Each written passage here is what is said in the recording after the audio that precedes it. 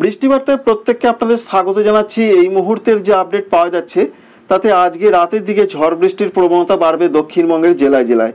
ইতিমধ্যে যে আপডেট রয়েছে আগামীকাল সকাল 8:30টার সময়ের মধ্যে দক্ষিণবঙ্গের জেলায় জেলায় বেশ ঝড় বৃষ্টি হতে পারে, কারণ প্রত্যেকটা দক্ষিণবঙ্গের জেলার দিকেই রয়েছে কমলা সতর্কবার্তা।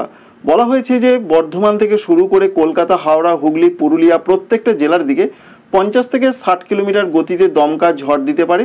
এর সঙ্গে বৃষ্টি বেশি হতে পারে দক্ষিণ 24 পরগনা, পূর্ব মেদিনীপুর, পশ্চিম মেদিনীপুর, ঝাড়গ্রাম এই 4টি জেলার দিকে একটু ভারী বৃষ্টি হতে পারে। এটা রয়েছে আজকে রাত থেকে আগামীকাল সকালের পূর্বাভাস। তো যেটা আমরা দেখতে পাচ্ছি যে আজকে শেষ রাত থেকে আগামীকাল সকালের মধ্যে দক্ষিণ 24 পরগনা, পূর্ব মেদিনীপুর এই সমস্ত জেলাগুলোর দিকে ঝড় বৃষ্টি বেশ বাড়তে পারে, বৃষ্টির প্রবণতা একটু বেশি হতে পারে, মাঝারি থেকে ভারী বৃষ্টি হতে পারে। উত্তরবঙ্গের জেলায় জেলায় যা পূর্বাভাস রয়েছে, উত্তরবঙ্গের ক্ষেত্রেও বলা হয়েছে আজকে এবং আগামীকাল সকাল 8:30টার মধ্যে যা পূর্বাভাস পাওয়া যাচ্ছে তাতে হালকা থেকে মাঝারি ঝড় বৃষ্টি চলবে উত্তরবঙ্গের প্রত্যেকটা জেলার দিকে। 30 থেকে 40 কিলোমিটার বেগে দমকা ঝোড়ো হাওয়া দিতে পারে।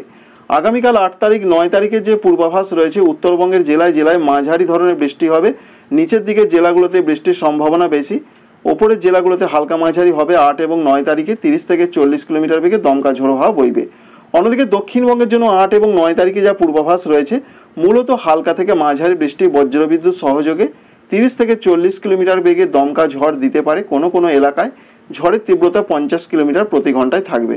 তবে বৃষ্টির সম্ভাবনা 8 এবং 9 তারিখে বেশি রয়েছে 24 পরগনা, মেদিনীপুর, সঙ্গে রয়েছে বর্ধমান, হুগলি, নদিয়া এই সমস্ত জেলাগুলোর দিকে। 10 তারিখে বলা হয়েছে আবারও বৃষ্টির প্রবণতা আরও বাড়বে। দক্ষিণবঙ্গের প্রত্যেকটা জেলার অধিকাংশ জায়গায় বৃষ্টি হবে, এটা রয়েছে পূর্বাভাস। সঙ্গে বজ্রবিদ্যুৎ সহযোগে বৃষ্টি হবে। 40 থেকে 50 কিলোমিটার গতিতে দমকা ঝড় বইবে। তাই 10 তারিখের দিকে বৃষ্টিপাত বাড়বে শুক্রবার, এমনটা আপডেট ওয়েদার অফিস দিয়েছেন। 11 তারিখের দিকেও দক্ষিণবঙ্গে উপকূলবর্তী জেলাগুলোতে বৃষ্টি চলবে। 12 তারিখ থেকে বৃষ্টি কমতে পারে। উত্তরবঙ্গের জেলায় জেলায় যা পূর্বাভাস আপাতত পাচ্ছি আমরা, তাতে 7 তারিখের আপডেটটি আপনাদের জানিয়েছি 8 তারিখ সকাল পর্যন্ত। 8 তারিখ দুপুর থেকে যা ওয়েদার অফিস আপডেট দিচ্ছেন প্রত্যেকটা জেলার দিকে হালকা মাঝারি বৃষ্টি হবে। তবে উত্তর দিনাজপুর, দক্ষিণ দিনাজপুর, মালদার ক্ষেত্রে একটু কোনো কোনো অঞ্চলে মাঝারি থেকে ভারী বৃষ্টি হতে পারে। কুচবিহার এবং জলপাইগুড়ির দিকে কোথাও কোথাও মাঝারি বৃষ্টি হতে পারে।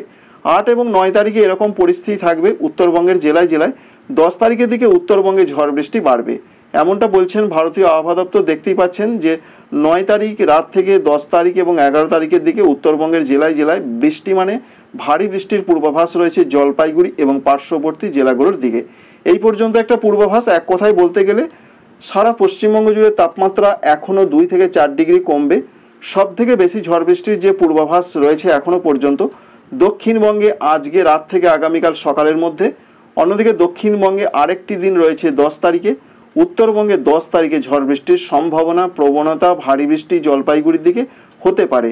আজকে রাত থেকে আগামীকাল সকালের মধ্যে ভারী বৃষ্টি হতে পারে দক্ষিণবঙ্গে। বলা হয়েছে দক্ষিণ 24 পরগনা, পূর্ব মেদিনীপুর, পশ্চিম মেদিনীপুর এবং ঝাড়গ্রামের দিকে।